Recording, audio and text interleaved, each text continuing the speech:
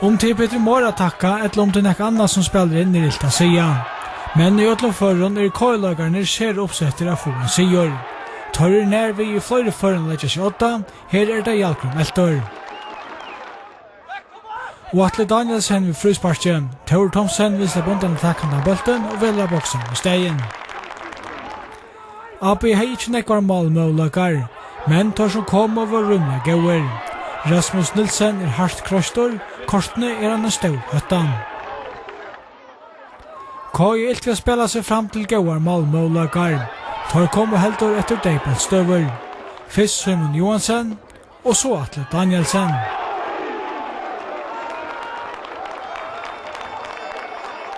Men som tog en gånger kommer frustrationer til kjøntar. Bæg til Askvarnon og til spelaren. Askvarne vil hava laikarna eller jamara trusta, og Tåte kjennes ytla viffarnan, og fyrir kjeldast vi har med Askvarnar.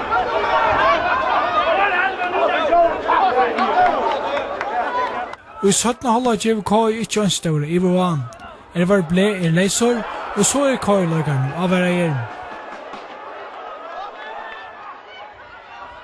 Det var den fruspark til Høgne Massen for hese taklingsnavn. Sjálvor han osamtor, men hentan taklingen kostar et gult kort.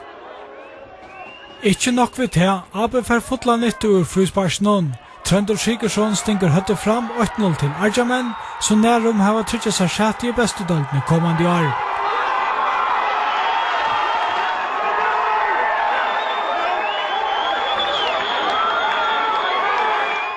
Det ser ut til at dette vil russlede med stort fyrløy klokk som bøltren i hånden av Stig Roar Støvstad. Brottspark til KI.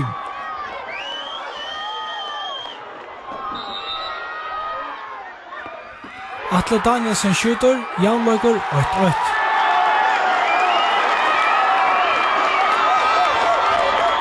Resten av dessnån var ikke nek skila. Jan Andreas Henvill var vi at Stig Roar Støvstad har gjort 8 kort og reglet. Men dømaren hever ikke seg. Så vil heina læsne feltor, og ta dømaren Rune Gorbo heller ikke dømer, kan Høgne Massen ikke lete det færre avtale til borren, og så vil han sende av øtlen. Ikke nok ved til han. Men Høgne er ved under brusene, kommer heina læsne litt av øtlen. Ongen vil refsa over for nekan. Distren endar 8-8, og etter distren hever øyen enn ikke laksen. Det var på 6-3 som jeg taget disten første løtene, og det ikke mekkene å skapa noen skjellige vandastøver. Da i 11 minutter i farnere disten, vil Ako Pandarovic til 0 Vester feldreisentrydden på 6-3 i holdene. Milan Pajsic vil sette kjota, Gunnar Haraldsen i hakstyr og så 1-0. Av mynden ser ut til at Gunnar Haraldsen for høtti av bølten, men av domarsilden vil Berger Midtjord skrasette for kjolmål. Det var en 0 Vester var farligere li Atlantisten. På 6-3 li mekna ikke å legge heimali under trusht, og veldig farlig gjør det slutt til, og det var omreppet gjørs 2-0.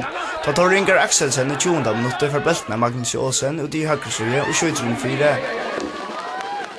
Bakgruttene, Neivleigi og Hoflo var kjoltene suttje av på 6-3 li noen, og var det helt uleikere som tar Ingar Akselsen i gå avskåren nekka for pengene her. Her vi det 13. minutter, og det omreppet at tar Ingar som marscherer eisundra av vettelen og slipper innom alle på 6-3 verina. Og i 17. halvdag det heimalige for første målleggen. Jan Peter legger balten i 4 fødselsene av Milan Pajsic, men skåter 4 pum. Da så ekvar serieferie av 17. halvdag øker heimalige løsene. Herbert Lån megnar ikke rodda borster, og i stedet kan Tampa lattelig sitte høtt i balten og øker løsene til 2-0. Sent og i 4. halvdag kom Prima Koroma og vettelen for Dennis Holberg.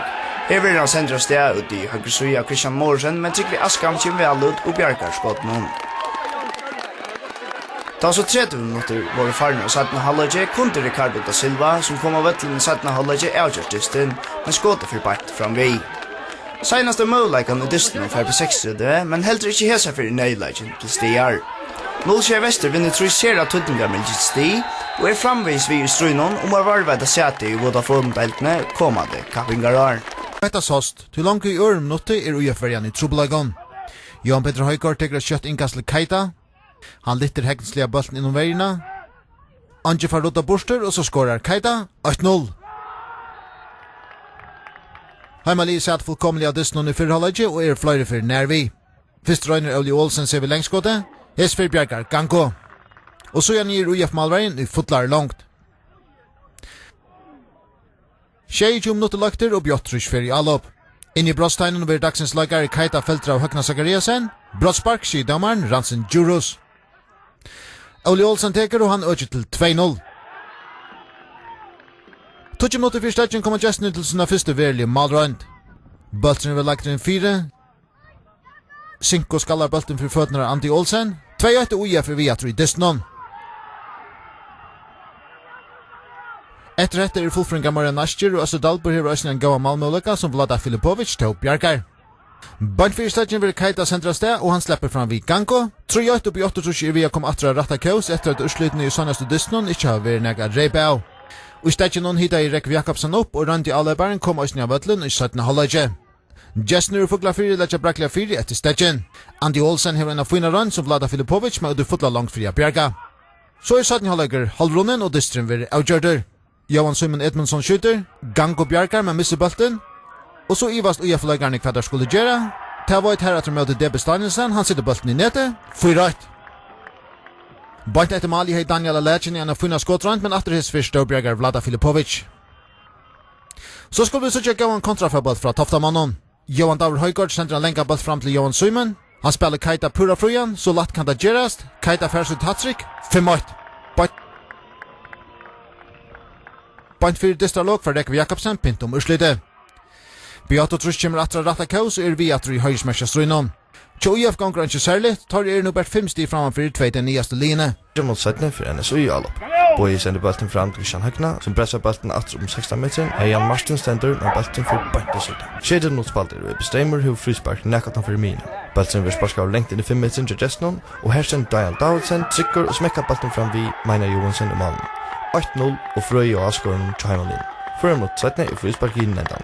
Sparset kommer Harsin med Malon, men Bulten brester Strømsen. 30 mot Farner og 17 halvøyge, og NSU i allop. Bulten vil sparska fram, vi stekker av veien til bestemme, men Malskåren er ikke noen neighbor, og sender Bulten bant til bein i Christian Høgna, som reker Bulten, smekka til, Bulten fer bant i messkanar av bestemme Malon.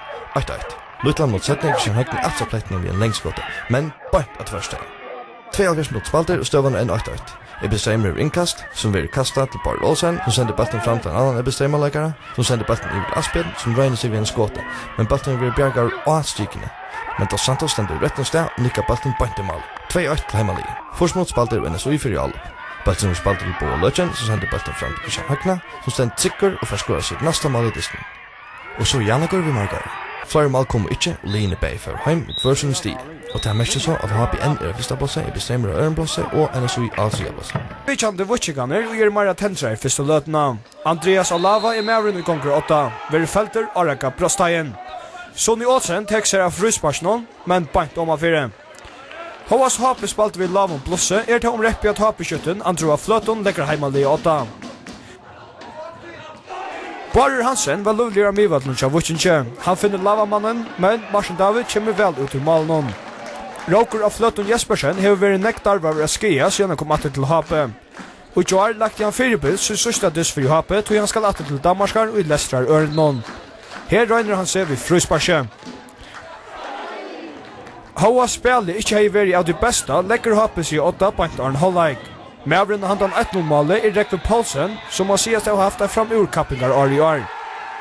Tulja i 17. halvleggje hever antro målegan at økjum larsna, men stolpen er i veien.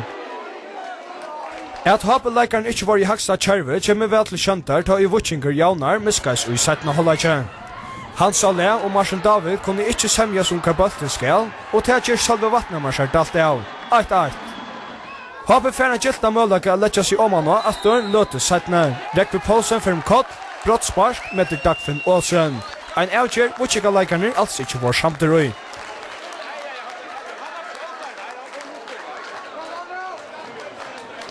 Gesatori bjarkar tår røntene fra antro av Fløton. Og i tog aller sørste avlåpnen i Milan Kulic nær vi har trykt HP i 8 stigene, men bolteren rekker i søyenede. Her vil få liggende kvørselsti, som må sies av være rettvist urslut.